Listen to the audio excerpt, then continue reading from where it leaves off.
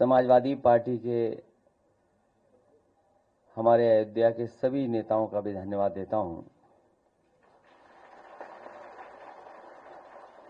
और अयोध्या को लेकर के कोई पहली बार समाजवादी लोग प्रश्न नहीं कर रहे हैं।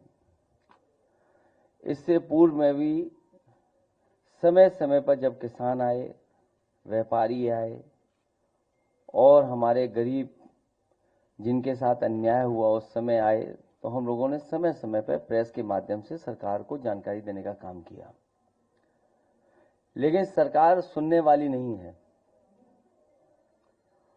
और जो कुछ समाजवादियों ने जिस समय रखा, सरकार ने कोई कार्रवाई उस पर नहीं की और उसका परिणाम यह है कि अधिकारी और भारतीय जनता पार्टी के लोग मिलकर के लूट में लग गए हैं। और जहां लूट होगी वहां विकास नहीं होगा, जहां लूट होगी वहां विकास नहीं होगा। और हम अपनी पार्टी के नेताओं का धन्यवाद देते हैं कि अयोध्या का काला चिट्ठा लूट का जो उन्होंने आज बताया है और जानकारी दी है, ये केवल अयोध्या का नहीं है। अगर अयोध्या जैसी पावन धरती पर ये भारतीय जनता पार्टी के लूट कर सकते हैं, तो आप सोचिए उत्तर प्रदेश में और जिलों में कितनी लूट हो रही होगी। अयोध्या जैसी पावन धरती पर जो किसान स्वयं ऐसे अच्छे कार्य के लिए जमीन देना चाहते थे, जिस समय मांग थी कि सर्किट रेट बढ़ाया जाए, इनको मुआवजा दिया जाए, सरकार ने किसानों को कहीं मुआवजा नहीं दिया जो उनकी मांग थी उसके अनुसार। लेकिन जब गरीब किसान भोले भाले लोगों से जमीन ले ली, जब दूसरे लोगों के पास जमीन पहुंच गई और अपने लोगों के पास उनके जमीन पहुंच गई, उसके बाद अयोध्या का सर्किट रेट से लेकर के सब बढ़ा दिया गया। क्या ये राजस्व की क्षति नहीं है?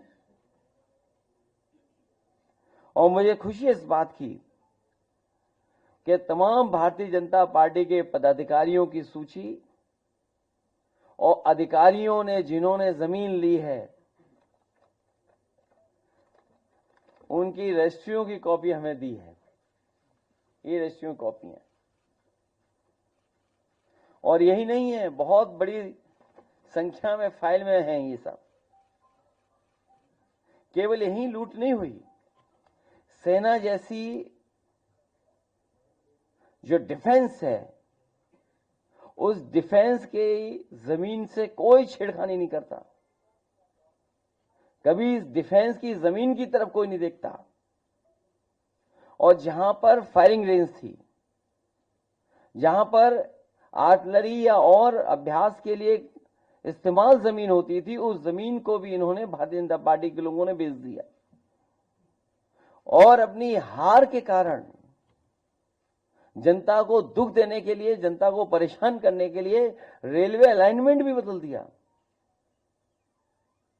जो अलाइनमेंट पहले था उसमें किसी गरीब की ज्यादा जमीन नहीं जा रही थी, किसी का कारोबार नहीं खत्म हो रहा था।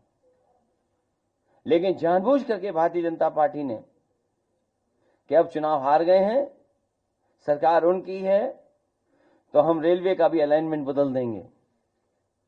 और रेलवे का अलाइनमेंट भी बदलने के काम चल रहा है, जिससे कि गरीबों की जमीन वो छीन लें, घर मकान जो सदियों से रह रहे हैं, जो कारोबार कर रहे हैं, उनका छीन लें।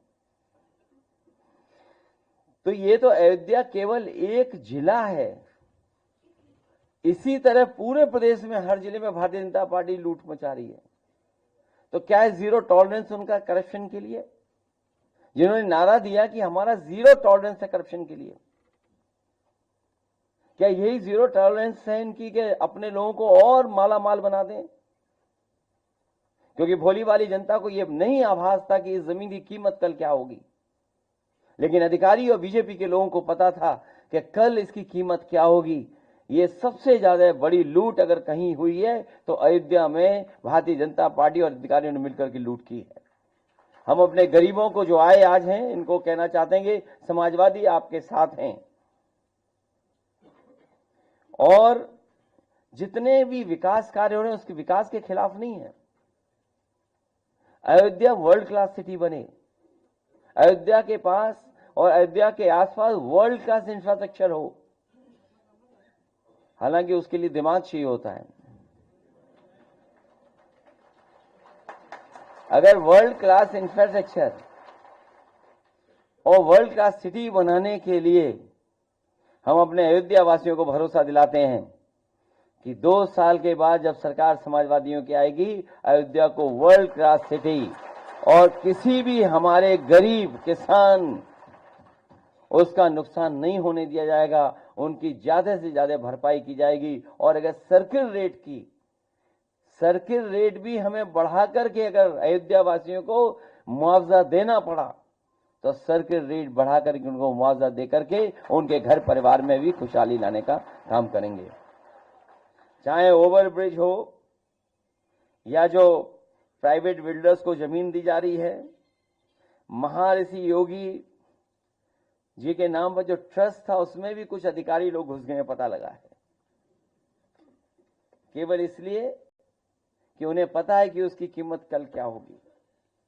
तो एक तरफ तो जहां ये लूट मची उत्तर प्रदेश में, वहीं अन्याय की सब सीमा टूट गई है।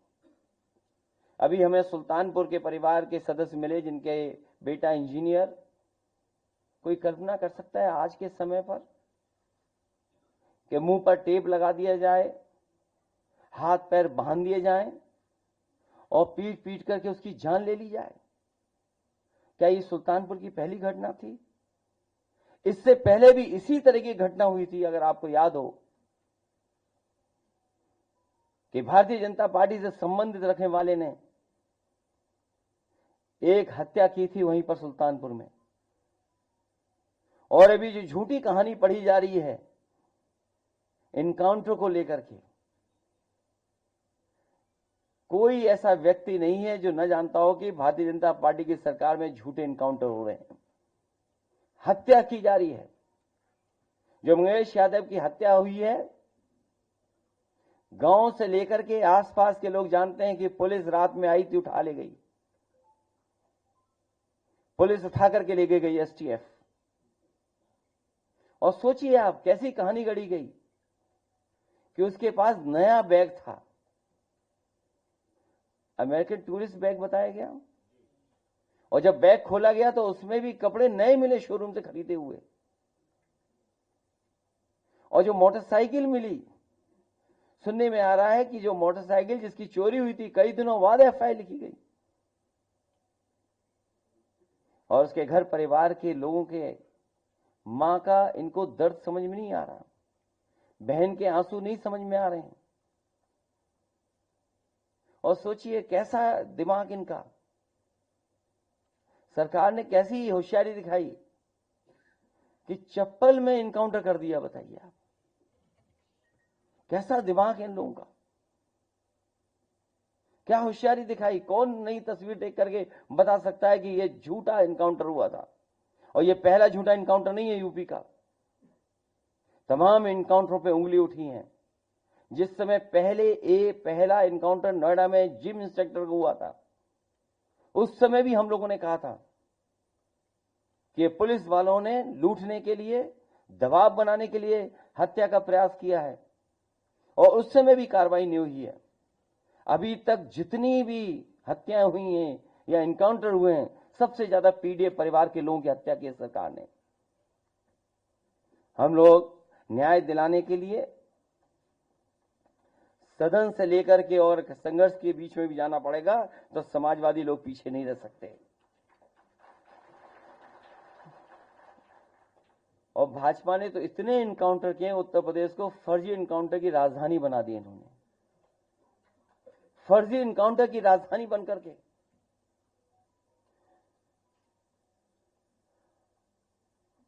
और फिर नकारात्मक दिल वाले, और दिमाग विनाश कर सकता है, विकास नहीं कर सकता। जिसकी सोच नकारात्मक हो और जिसका दिल और दिमाग नकारात्मक हो, वो विनाश ही कर सकता है, विकास नहीं कर सकता। और फिर जो हार्टलेस है उससे उम्मीद भी क्या करनी है? जो हार्टलेस है उससे उम्मीद क्या करें हम लोग? हालांकि वो वीडियो नहीं चलाना मैं चाहता हूं जो जिसमें भाषा क्या इस्तेमाल की गई है। अगर आप कहेंगे तो मैं वो भी चलवा दूंगा, हालांकि वो उचित नहीं है, अनपार्लियामेंट्री वर्ड्स हैं उसमें।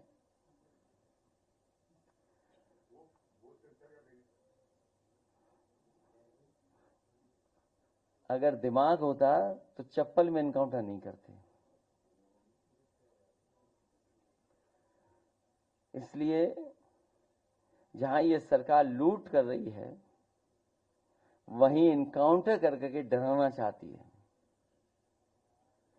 और केवल बदनाम करने के लिए जानबूझ करके ढूंढ ढूंढ करके कि कौन है, किसको एनकाउंटर किया जाए, वो भी अधिकारी बैठ करके रणनीति बनाते हैं। सोचो, जो रात भर बैठ करके रणनीति बनाएंगे उनसे क्या उम्मीद करोगे न्याय की? आप रणनीति इसी बात की बनाते हो कि हत्या करनी है, वो हत्या में न पकड़े जाएं, तो उनसे उम्मीद क्या करोगे आप? केवल फेक इनकाउंटर नहीं, बल्कि संविधान ने जो अधिकार दिए हैं उन अधिकारों को ये सरकार छीन रही है। 69,000 वाले बच्चे कितना आंदोलन कर रहे हैं, सोचिए, कोई कल्पना कर सकता है? लेकिन ऐसी साजिश, षड्यंत्र कि दोनों को भिड़ा दो, आप दोनों को लड़ा दो। इसलिए भाजपा किसी की सगी नहीं है, न इनकी न उनकी। भाजपा किसी की सगी नहीं हो सकती, केवल उन्हें अपना स्वार्थ सिद्ध होना चाहिए। इसलिए जहां लूट की गई है उसके कागज आए हैं। मैं तो लीड ऑपोजिशन से दोनों सदनों में कहूंगा कि बाकायदा पूरी सूची सदन में दी जाएगी, और समय आने पर कि हम लोग कैसे आगे बढ़ें उस पर भी हम लोग काम करेंगे। क्योंकि अभी कुछ नाम आए हैं तस्वीरों के साथ, अभी बहुत सारे नाम आना बाकी हैं, जिसमें बहुत जिम्मेदार अधिकारी भी हैं और भारतीय जनता पार्टी के बड़े बड़े नेता और पदाधिकारी भी हैं।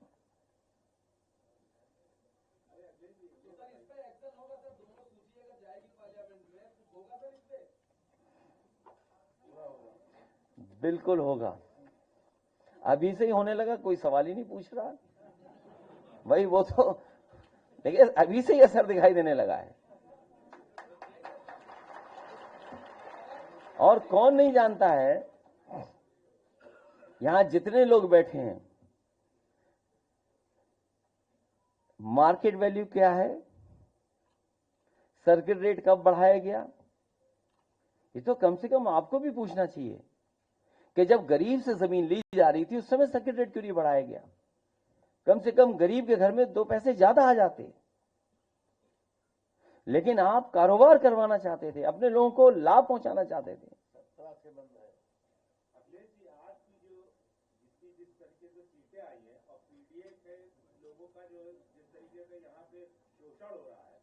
अभी आप देखिए मामले में जिस तरीके से योगी जी ने कहा था, विधानसभा में सिर्फ 2 लोगों को हाईलाइट किया जाता है पीटीए के, और बाकी लोगों के नाम छुपा दिए जाते हैं। ऐसे में आप इस तरह काउंटर करेंगे इन सब बातों को? नहीं, इससे भी महत्वपूर्ण ये है कि जो रजिस्ट्रियों की हमें कॉपी दी गई है, इसमें सबकी फोटो लगी हुई है, उनके परिवार के लोगों के रिश्तेदारों की भी फोटो है। तब मुख्यमंत्री जी कोई दूसरी सूची नहीं पढ़ पाएंगे।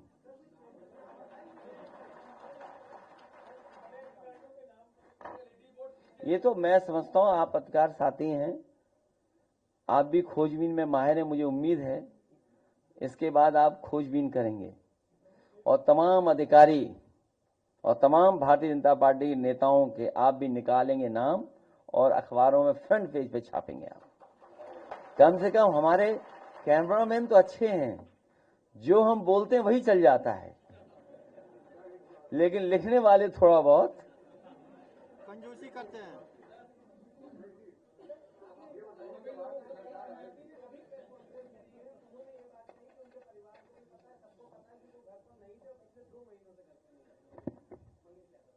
मोटरसाइकिल कहां से आई आपने नहीं पूछा? वो बैग जो अमेरिकन एक्सप्रेस का नया दिखाई दे रहा है वो कहां मिला? कम से कम इतना तो दिमाग रखते कि चप्पल पहन करके खून बहते हुए तस्वीर न खिंचवाते। और फिर आप खुद स्वीकार कर रहे हैं कि मास्टरमाइंड कोई और था, मुख्य सरगना कोई और था। आप मास्टरमाइंड का क्यों नहीं इनकाउंटर किया? क्या वजह थी? क्योंकि आप सुन के वापस आ गए होंगे। कोई एसटीएफ से सवाल पूछ लेगा। ये स्पेशल टास्क फोर्स है। कुछ लोगों ने फुल फॉर्म कुछ और भी बनाया है। क्या आप सवाल पूछ लोगे? नहीं पूछ पाओगे।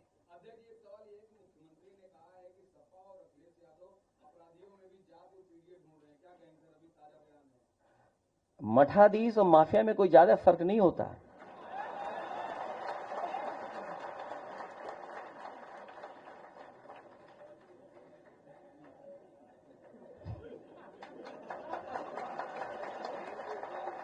नहीं, अगर आप डिक्शनरी उठा के देख लो भाई डिक्शनरी तो आपको भी उठा के देखनी पड़ेगी। और ये सूची, ये जो जानकारी आप मुझसे ले रहे हैं, जो मुझसे कह रहे हैं, सरकार ने खुद जारी किए हैं, कई अखबारों ने खुद जारी किए हैं वो नाम, वो नंबर्स। तो जो हमारे साथी यहां पूछ रहे थे, बताओ उसमें पीडीए परिवार के लोगों के 60 से लेकर 70% लोगों का एनकाउंटर हुआ है कि नहीं हुआ है? और जो 42 अन्य दिखा रहे हैं आप, अगर आंकड़ा और डाटा ठीक है, तो सबसे ज्यादा फेक एनकाउंटर अगर किसी के हुए हैं तो पीडीए के परिवार के लोगों के ही हुए हैं। ये तो सरकार खुद दिखा रही है, ये कोई मेरे आंकड़े नहीं है। और फिर जो सवाल हमसे पूछ रहे हैं, क्या कोई कॉन्स्टिट्यूशनल बॉडी का या कोई चीफ मिनिस्टर 16 नामों की सूची गई हो, केवल 2 नाम पढ़े गए हो जो मौके में नहीं थे, सीसीटीवी कैमरे में नहीं थे? वो क्यों? ये वो लोग हैं जो हारे हुए लोग हैं, और कई बार जो खुद होते हैं, जो खुद हैं वो जो जातिवादी, वो दूसरों पे आरोप लगाते हैं। अभी कमजोर हैं, कमजोर जो व्यक्ति कमजोर होता है वो ज्यादा गुस्सा दिखाता है। और अभी तो यूपी से हार शुरू हुई है, अभी हरियाणा देखिएगा, जम्मू कश्मीर देखिएगा और महाराष्ट्र देखिए, सब हारने जा रहे हैं।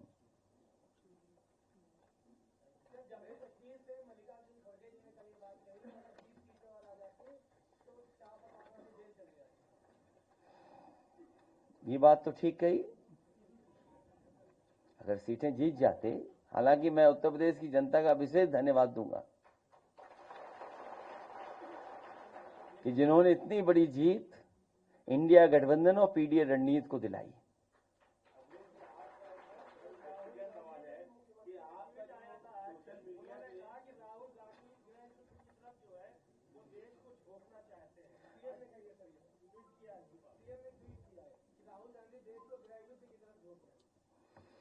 जानते तो आप भी हो कौन गृह युद्ध की तरफ ले जा रहा है, आपको खुद पता है।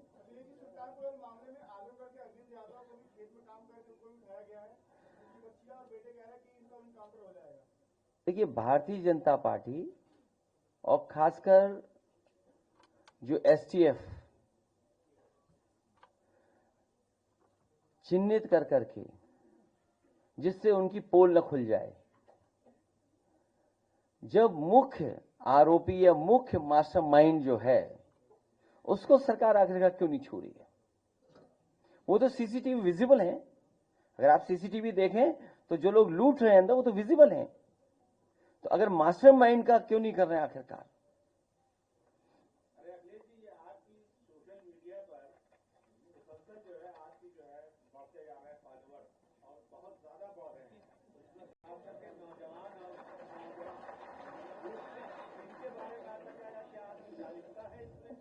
देखिए,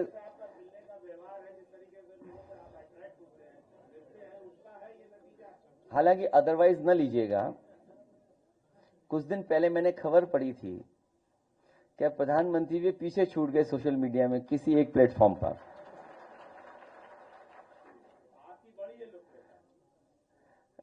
मैं धन्यवाद देना चाहूंगा जो सोशल मीडिया पे यहां नहीं दूर से रह करके कई बार पार्टी का प्रचार करते हैं, पार्टी के प्रति लगाव रख करके पार्टी की नीतियों का प्रचार करते हैं। उन तमाम हमारे वॉलंटियर्स का मैं बहुत धन्यवाद देना चाहता हूं।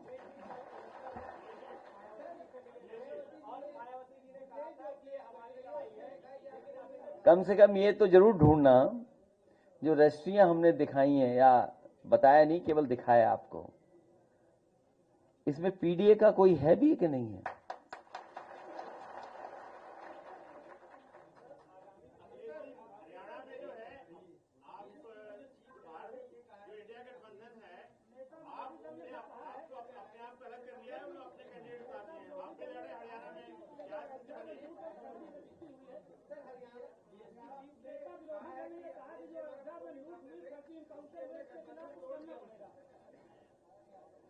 समय पर होगा सब।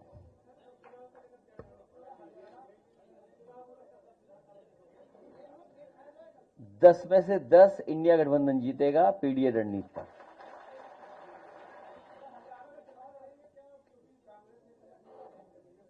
मैंने अपने पार्टी की तरफ से भी कहा है कि सवाल सीट का नहीं, सवाल जीत का है।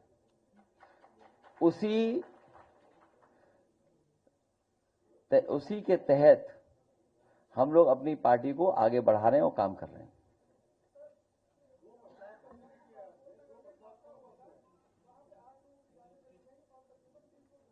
कहां पर?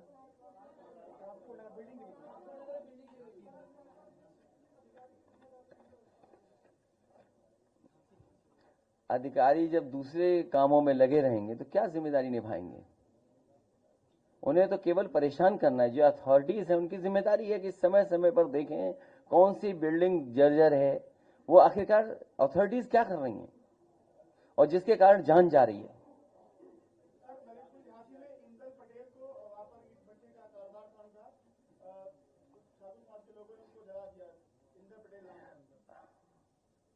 ये पीडीए परिवार से जलाने वाले भारतीय जनता पार्टी के समर्थक हैं।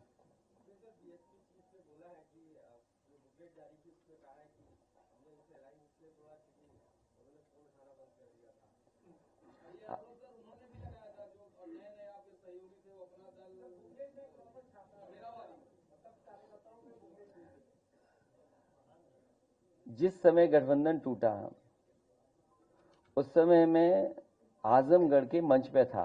आदरणीय बलराम यादव जी थे, बलिहारी बाबूजी भी थे। दोनों सपा बसपा का जो लीडरशिप थी सब उस मंच पर मौजूद थी। किसी को नहीं पता था कि गठबंधन टूटने जा रहा है, किसी को नहीं पता था। मैंने खुद फोन मिलाया था ये पूछने के लिए कि आखिरकार ये गठबंधन क्यों तोड़ा जा रहा है, और जो सामने प्रेस मुझे मंच के नीचे मिलेगी उसको मैं जवाब क्या दूंगा। तो कभी कभी लोग अपनी बात को छिपाने के लिए भी इस तरह की बातें रखी जाती हैं।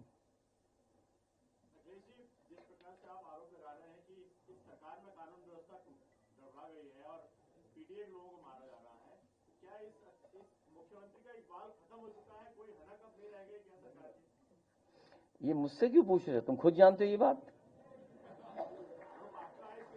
नहीं, जब ये सवाल आपके मन में आया तो इसका मतलब आप खुद जानते हो कि मुख्यमंत्री का सब कुछ खत्म हो गया, वो गुस्से में घूम रहे हैं। अच्छा, अगर कुछ अच्छा किया होता तो यूपी जीतते, और उन्हीं की नाकामी से देखिएगा हरियाणा हार रहे हैं। उसके बाद जम्मू कश्मीर, महाराष्ट्र भी हारेंगे। क्या तगड़ी की है? बीएलओ हटा दो, ये कोई तैयारी है? डीएम अपना पोस्ट कर दो, अपना पुलिस कप्तान जो कहने मानता रहे उसको पोस्ट कर दो, ये तैयारी बोलेंगे आप देखिएगा मिल्कीपुर वाले कैसे भारतीय जनता पार्टी को दोबारा हरा करके भेजते हैं।